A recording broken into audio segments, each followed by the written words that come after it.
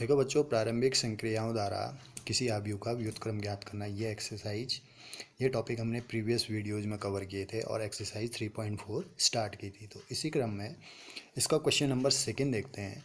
इसमें हमको एक मैट्रिक्स दे रखा है 2 1 1 1। इसको हमने प्रारंभिक संक्रियाओं द्वारा इसका क्या निकालना है, व्युत्क्रम निकालना है। तो उसके लिए सबसे पहले क्या करेंगे, ए बराबर मान लेंगे। जो गिवन मैट्रिक्स है 2 1 1 1 था, इसको मैंने ए मान दिया। तो प्रारंभिक रूपांतरण के लिए अगर मैं रो ट्रांसफॉर्मेशन लगा रहा हूँ तो ए बराबर क्या लिखते हैं, उसको आई ए लिखते हैं। यही मैंने लिखा। तो ए की जगह तो वैल्यू पुट करेंगे मैट्रिक्स की, क्या थी 2 1 1 1 थी, तो 2 1 1 1 आ गया।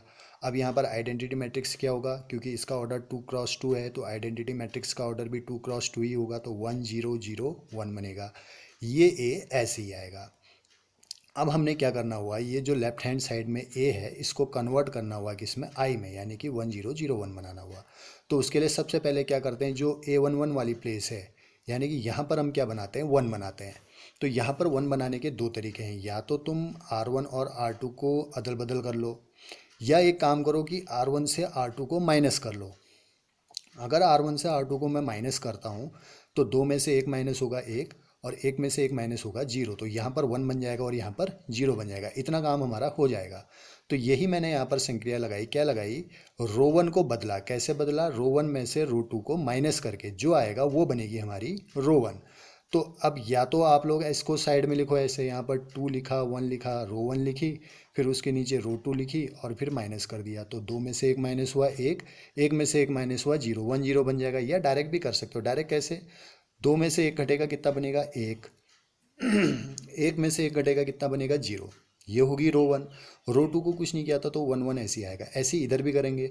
तो एक से जीरो घटेगा एक, और जीरो से एक को माइनस करोगे तो माइनस एक हो जाएगा। नीचे रो 2 को कुछ नहीं करना है, 0 1 ऐसे ही रहेगा, और ये ए एच डी। इतना हो गया।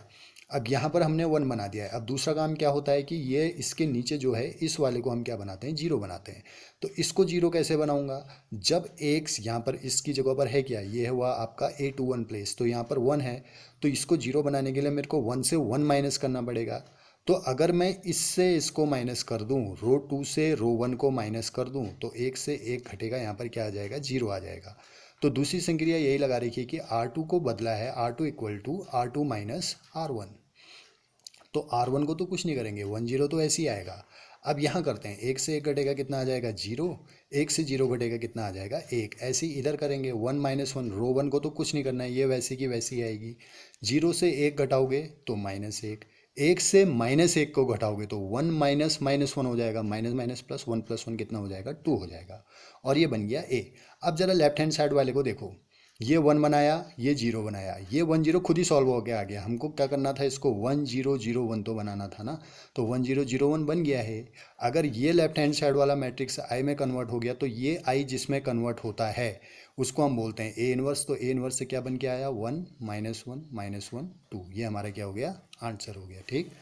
इसी क्रम में क्वेश्चन नंबर थर्ड को देखते हैं। क्वेश्चन नंबर थर्ड जो है वो दे रखा 1 3 2 7। ये मैट्रिक्स हमको दे रखा है। तो इसको सबसे पहले तो ए बराबर मान लेंगे 1 3 2 7। फिर रो ऑपरेशन ही लगा रहा हूँ तो ए बराबर क्या लिखेंगे, आई ए लिखेंगे। ये ए की जगह गिवन मैट्रिक्स आएगा, आई हो गया 1 0 0 1, और ये ए का ए आएगा। अब हमने क्या करना होता है, यहाँ पर 1 लाना पड़ता है। तो यहाँ पर तो 1 पहले से है, एक काम से तो हम बच गए। दूसरा काम क्या करना पड़ता है, इसको जीरो बनाना पड़ता है। अब ये जीरो कैसे बनेगा, यहाँ पर 2 है तो 2 को जीरो कैसे बनाए, जब 2 में से 2 को घटाऊंगा। अब 2 को घटाऊंगा मतलब एक काम करते हैं, R1 को गुणा कर देते हैं 2 से, क्योंकि 2 गुणा 1 2 बन जाएगा। फिर R2 से उसको घटा देते हैं, 2 से 2 घटेगा कितना आ जाएगा, यहाँ पर जीरो आ जाएगा। तो यही संक्रिया मैंने लगाई, R2 इक्वल टू किया R2 माइनस 2R1। तो R1 को 2 से गुणा करो, जो आ रहा है उसको R2 से माइनस कर लो, तो जो बनेगा वो बनेगी हमारी R2, रो 2 बनेगी। तो रो 1 को तो कुछ नहीं करेंगे, 1 3 वैसे का वैसे ही आएगा। यहाँ पर चेंज होगा, 2 से 1 गुणा हुआ कितना हो गया, 2। 2 से 2 घटेगा जीरो। 2 से 3 गुणा हुआ कितना हो गया, 6। 7 से 6 घटेगा कितना आ गया, 1। ऐसे ही इधर भी करेंगे, R1 को तो कुछ नहीं करेंगे, यानी कि 1 0 तो वैसे का वैसा ही आएगा। अब इधर करते हैं, इसको 2 से गुणा किया तो 2 गुणा 1 बन गया 2, और जीरो से 2 घटेगा तो कितना आ जाएगा, माइनस का 2। इसको 2 से गुणा करेंगे तो 2 गुणा 0 0 ही होता है, और 1 से 0 घटेगा कितना आ गया, 1। ये इस तरीके का बन गया। तो सबसे पहला काम 1 करना था, वो पहले से ही हुआ है, पहले से ही दे रखा है। फिर उसके नीचे जीरो बनाना था, बन गया। फिर उसके बाद हम इसको 1 बनाते हैं, ये खुद ही बन के आ गया। तो अब हमें करना क्या रह गया, ये वाले अवयव को 0 बनाना है। इसको 0 कैसे बनाएंगे, जब 3 में से मैं 3 को माइनस करूँगा तब 0 होगा। 3 को माइनस करूँगा मतलब एक काम करेंगे, R2 को किससे गुणा कर लेंगे, 3 से, जो आएगी R2 उसको R1 में से माइनस कर लेंगे, क्योंकि 3 गुणा 1 3 होता है और 3 से 3 माइनस होगा 0। इधर भी देखो 3 गुणा 0 0 ही हुआ और 1 से 0 माइनस होगा 1, कोई फर्क नहीं पड़ने वाला। तो R1 को बदलेंगे, कैसे बदलेंगे, R1 माइनस 3 गुणा R2 कर देंगे। तो R2 को तो कुछ नहीं करना है, 0 1 वैसे ही लिख लो, यहाँ भी R2 को कुछ नहीं करना है, माइनस 2 1 ऐसे ही लिख लेते हैं। अब R1 को चेंज करते हैं, इसको 3 से गुणा करोगे ये तो 0 ही रहेगा और 1 से 0 घटेगा तो कितना आ जाएगा 1। इसको 3 से गुणा कर लोगे ये 3 बन जाएगा। फिर R1 से घटाना भी है तो 3 माइनस 3 कितना होता है, 0 होता है। ऐसे ही इधर इसको 3 से गुणा करूँगा तो ये बनेगा माइनस का 6। उसके बाद R1 से घटाना है तो 1 माइनस माइनस 6 यानी कि 1 प्लस 6 कितना हो गया 7। ऐसे ही इसको 3 से गुणा करेंगे तो ये तो बनेगा 3, फिर 0 से 3 घटेगा तो कितना आ जाएगा माइनस का 3। अब जो लेफ्ट हैंड साइड में ए था वो बन के आ गया 1 0 0 1, यानी कि ये आई में बदल गया।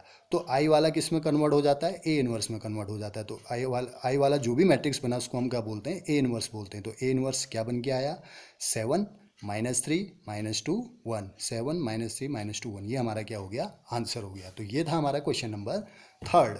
इसी क्रम में क्वेश्चन नंबर 4 को देखते हैं। ये मैट्रिक्स है 2 3 5 7। तो सबसे पहले ए बराबर मान दिया हमने 2 3 5 7। रो ऑपरेशन लगा रहे तो ए बराबर लिखेंगे आई ए की जगह गिवन मैट्रिक्स लिखा 2 3 5 7, आई बनेगा 1 0 0 1 और ए का ए।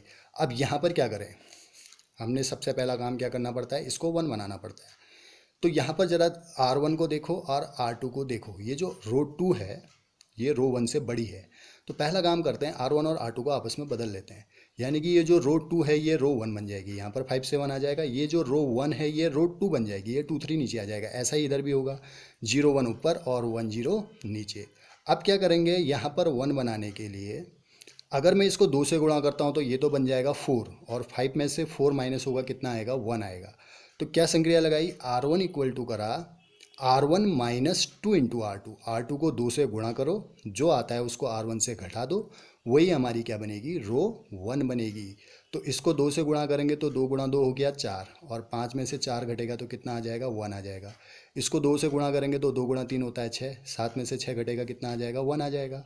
रो 2 को कुछ करना था नहीं, 2 3 ऐसी रहेगी, लेकिन यहाँ पर भी वही होगा। इसको 2 से गुणा करेंगे, 2 गुणा 1 2, तो 0 से 2 घटेगा कितना आएगा, -2। इसको 2 से गुणा करेंगे ये तो 0 ही रहना है और 1 से 0 माइनस होगा 1, नीचे वाली रो को कुछ नहीं करना है तो 1 0 ऐसी आया, ये हो गया ए। अब ये 1 हमने बना दिया। अब दूसरा काम, इस 1 के नीचे क्या बनाते हैं, 0, इसको 0 बनाते हैं। ये 0 कब होगा, जब 2 में से 2 को घटाऊंगा। 2 को घटाऊंगा मतलब R1 को देखो, अब और तो किसी की मदद से कर नहीं सकते हो। R1 है यहाँ पर 1 1, तो क्यों ना R1 को पहले 2 से गुणा कर लें। 2 से गुणा करेंगे तो ये 2 बन जाएगी, उसके बाद R2 से उसको माइनस कर देंगे, ठीक है। तो R2 इक्वल टू लिखा मैंने, R2 माइनस कितना, 2R1। R1 को 2 से गुणा करो, जो आता है उसको R2 से घटा दो। जैसे 2 से 1 गुणा हुआ 2, 2 से 2 घटेगा कितना हो जाएगा, 0। 2 से 1 गुणा हुआ 2, 3 से 2 घटेगा कितना हो जाएगा, 1। R1 को कुछ नहीं करना था तो ये 1 1 ऐसे का ऐसा ही आएगा। वही यहाँ पर करेंगे, R1 को तो कुछ नहीं करना है, -2 1 तो ऐसे ही रहेगा। ये संक्रिया यहाँ पर भी लगाते हैं। अब इसको 2 से गुणा करेंगे तो ये माइनस का 4, फिर क्या करना है, उसको R2 से माइनस करना है। तो 1 माइनस 4 यानी कि +4 कितना बन जाएगा, 5। इसको 2 से गुणा करेंगे तो 2 गुणा 1 हो जाएगा 2, फिर 0 से 2 को घटाओगे तो -2 और ये ए। अब ये 1 बना दिया, ये 0 बना दिया, ये 1 बन के खुद आ गया हमारा। लास्ट काम रह गया है कि इस वाले को क्या बना दूं मैं, 0 बना दूं। इसको 0 बनाने के लिए बड़ा आसान है, इससे इसको माइनस कर देते तो क्या हो जाएगा, 0, क्योंकि 1 से 0 को माइनस करोगे 1, A1 1 में कोई फर्क नहीं पड़ेगा। तो नेक्स्ट संक्रिया लगाते हैं हम, R1 equal to R1 minus R2। R1 change होगी तो 1 से 0 घटेगा 1 आएगा, 1 से 1 घटेगा क्या आ जाएगा यहाँ पर, 0। R2 को कुछ नहीं करना था 0 और 1 ऐसे ही रहा। वही यहाँ पर भी करेंगे, R1 में से R2 को माइनस करेंगे तो -2 में से माइनस होगा 5, तो -2 -5 ये बन जाएगा -7। ऐसे 1 से माइनस होगा -2, 1 माइनस 2 यानी कि 1 + 2 कितना हो गया, 3। रो 2 को कुछ नहीं करना था तो 5 - 2 ऐसे ही आएगा और ये ए एज इट इज आएगा। तो लेफ्ट हैंड साइड वाला जो ए है वो बन गया 1 0 0 1 यानी कि आई बन गया।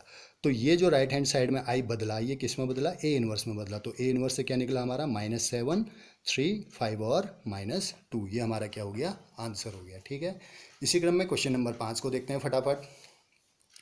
ए बराबर दे रखा 2 1 7 4, तो सबसे पहले ए बराबर लिखेंगे आई ए की जगह ये गिवन मैट्रिक्स आई हो गया 1 0 0 1 ए। आई ए लिखने का मतलब फिर से इसमें रो ट्रांसफॉर्मेशन ही लगेगा। अब कैसे करें, यहाँ पर 1 बनाना है, 1 बनाने के लिए रो 1 को देखो रो 2 को देखो, क्योंकि डायरेक्ट तो 1 बन नहीं सकता, यहाँ पर हमको घटाना ही पड़ेगा। तो क्या करते हैं, R1 और R2 को आपस में बदल देते हैं, क्योंकि नीचे वाली रो ऊपर वाली रो से बड़ी है। तो 7 4 आ जाएगा ऊपर, 2 1 आ जाएगा नीचे, ऐसी 0 1 चले जाएगा ऊपर, 1 0 आ जाएगा नीचे, और ये ए एज इट इज रहा। अब यहाँ पर 1 कैसे बनाऊँ, अगर मैं इसको 3 से गुणा करता हूँ तो 3 गुणा 2 हो जाता है 6, और फिर 7 से 6 को घटाऊंगा तो क्या बन जाएगा 1। कहने का मतलब है R2 को 3 से पहले गुणा करना पड़ेगा, फिर उसके बाद उसको R1 से माइनस करना पड़ेगा। तो ये संक्रिया किस पे लगेगी, रो 1 में लगेगी। रो 1 इक्वल टू लिखेंगे row 1 minus 3 into row 2, R1 equal to R1 minus 3 into R2।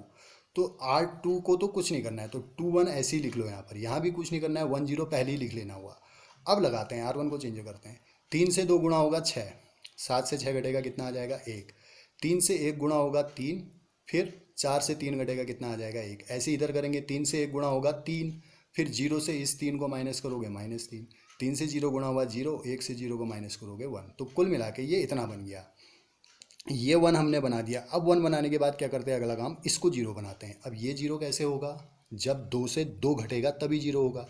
अब 2 घटाएं कैसे, तो हमको रो 1 का यूज़ करना पड़ेगा यहाँ पर। अगर मैं रो 1 को यानी कि R1 को 2 से गुणा करता हूँ तो ये 2 बन जाएगा यहाँ पर, और फिर R2 से उसको घटा देता हूँ।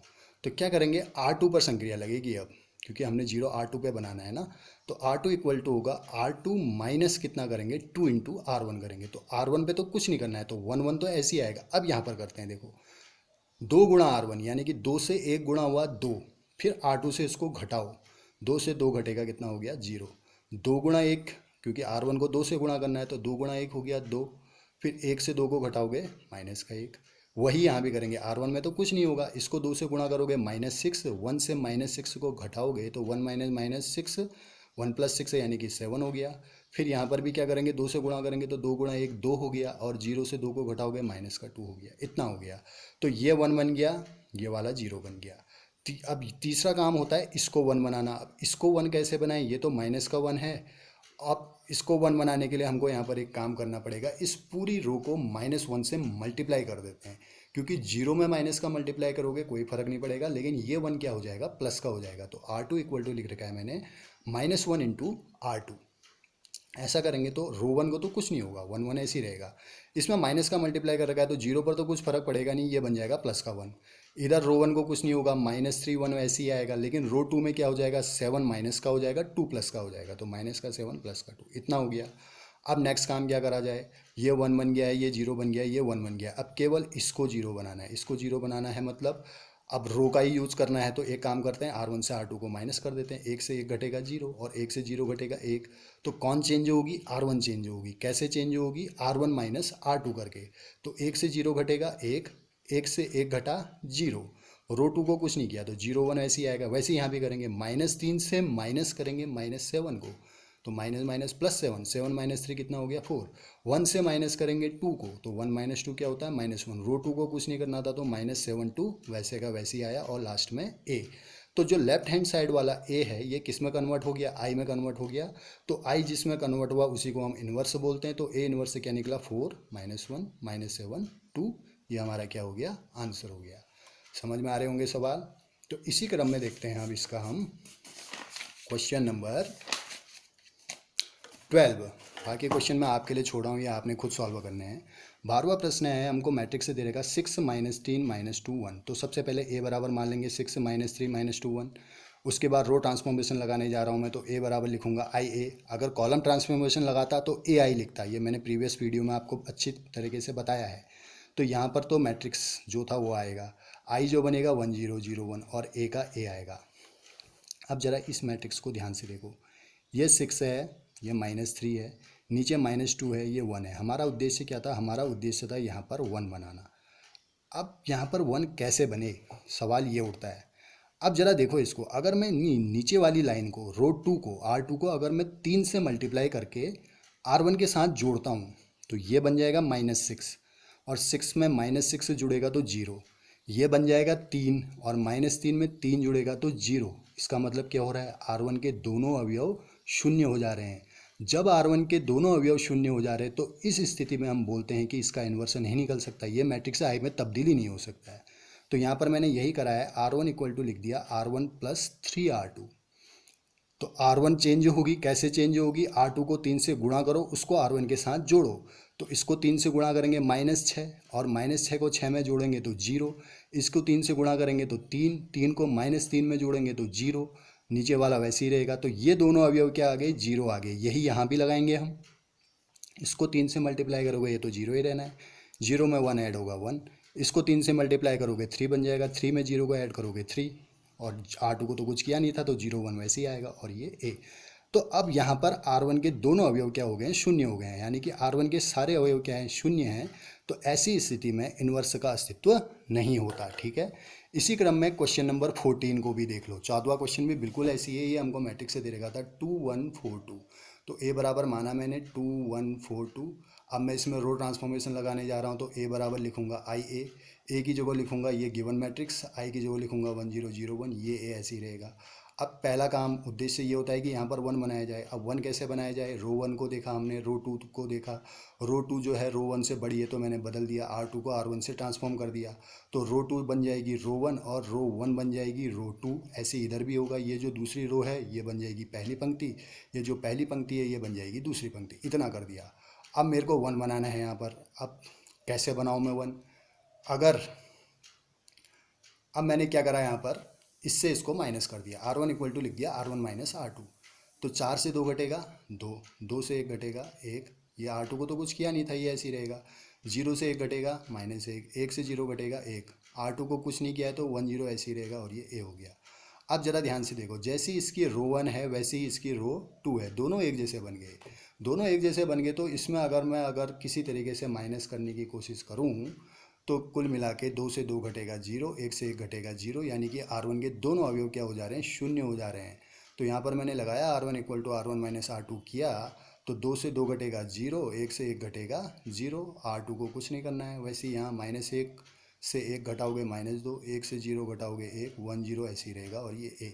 तो कहने का मतलब ये है कि जो R1 थी ना, R1, इसके दोनों अवयव क्या आ गए, शून्य आ गए। R1 के सारे अवयव शून्य आ गए हैं, तो इसका मतलब A इन्वर्स का अस्तित्व नहीं है।